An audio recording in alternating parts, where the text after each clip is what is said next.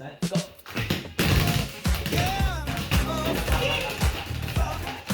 We have so many balls in our house. Yeah, so many balls. It's crazy. My boys are obsessed with balls. Our garage is scattered with all kinds. There's basketballs, soccer balls,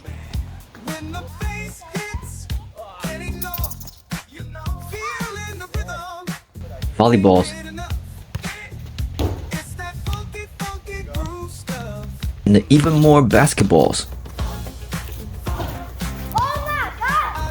They have taken up a lot of space on my garage floor, which is not ideal. Today, I'll show you how to build a ball rack to keep them organized. Let's get started. By the way, the same design can be used as a plant stand, offering the same modern and elegant look. The choice is yours. The rack structure consists of a bottom disc, 3 rings, 4 dowels, and 4 caster wheels. We started with cutting the disc and rings. To achieve this, we can either use a jigsaw or a router plus a circle jig. I chose to use a router with a circle jig because it produces better results. I started by building the circle jig using 1/4-inch plywood, cut slightly wider than my trim router and long enough to accommodate the largest circle I needed to cut.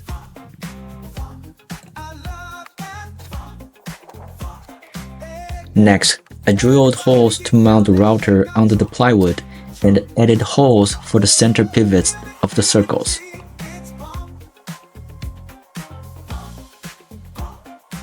Once the jig was made, I then started cutting the circles.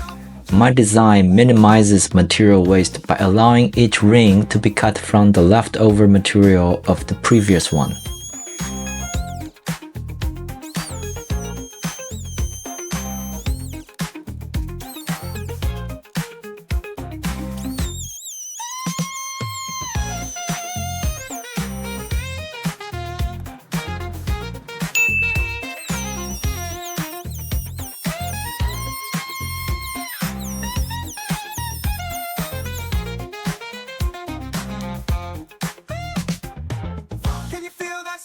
Can you feel it in the air? Let's play. Funk it up every single day. Notice that if you prefer to build a plant stand instead of ball rack, simply cut disc instead of rings. There are several ways to make dowels. 1. You can purchase them from your local hardware store. 2. Make them with a lathe. 3. Follow the method I shared in the previous video. Or 4. As shown in this video, use a rounding router bit. I chose the router method for 2 reasons. First, I haven't tried it before, and second, I wanted it to build a simple router table for future projects. This is probably the simplest router table you'll find on YouTube, but I want to show you that not everyone needs a complicated fancy setup. A simple table like this gets the job done just fine. The router table is made from a piece of plywood with hole drilled to mount the plunge router, along with a simple fence. To use it, just clamp the fence in place and you're good to go. It is that simple. Here's another close shot of the router table I made. For these 4 holes, I just countersink these holes for mounting the plunge router, right? Like so. And then I open up the hole as the same size as the plate. Basically, I use the plate as a template to drill these small and large holes. And then once you need to use it, simply clamp this whole thing on your workspace. And the fence is nothing but simply 3 pieces of plywood, like a gluing and sticking together. It's very simple, right? Nothing fancy. So this is probably the simplest router table you can make. It works.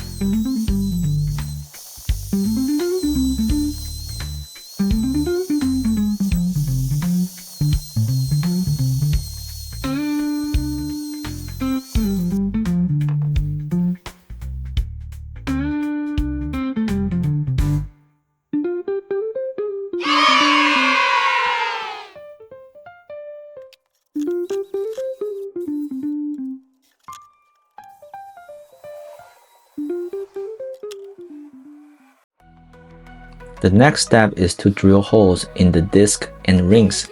There are two hole sizes. The larger ones allow the full dowels to pass through, and the smaller ones are for threading the bungee ropes. One important detail when drilling the larger holes is that since the dowel will pass through the rings at an angle, drilling the hole straight and exactly the same size as dowels will make assembly difficult. Instead, drill slightly larger holes than the dowel thickness, and if possible, drill at a slight angle. I achieve a slight angle when drilling the holes by placing a half-inch scrap piece of wood under one end of the ring.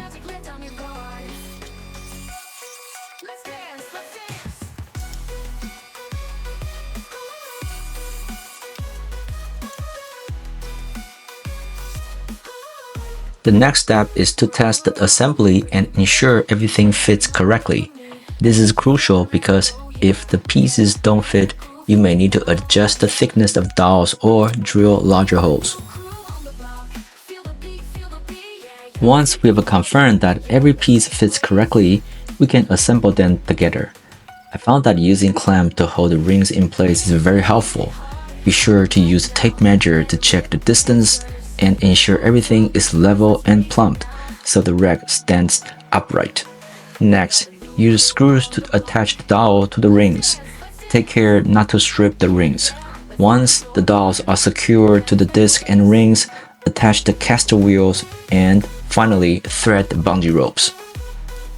So the way I thread the bungee rope into the holes is pretty straightforward.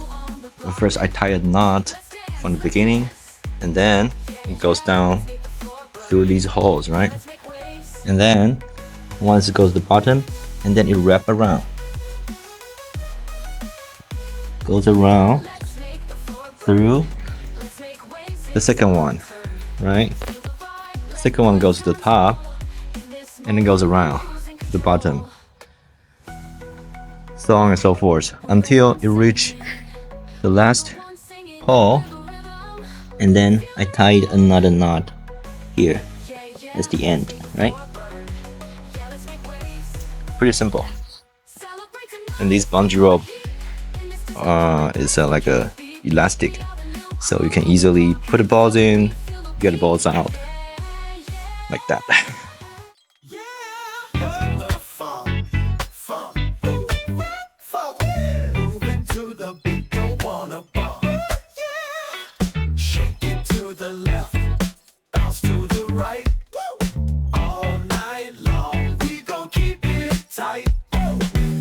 Stick shoes up on the floor. Oh man, when the bass hits, can't ignore. You know, feeling the rhythm, can't get enough. Get it? It's that funky, funky groove. Interestingly, the day after I finished the build, I came across a ball rack at a supermarket when I was doing grocery shopping. It had a very simple design which is made entirely from PVC pipes. The only downside I can think of is probably the shape, as it is limited to like a square shape. But if it suits you, just go for it. Congratulations! Now you have successfully built your own homemade ball rack. Now it's time to fill it with all the balls. And by the way, if you are still unsure how to build this ball rack by yourself, make sure you check out the detail on my website, makerdaddiy.net, along with other DIY and woodworking projects. If you enjoyed this video, please like and subscribe to my channel. Also, please consider being one of my Patreons. I'll link the detail in the description. Again, I really appreciate your support. I'll see you in the next one. Every single day.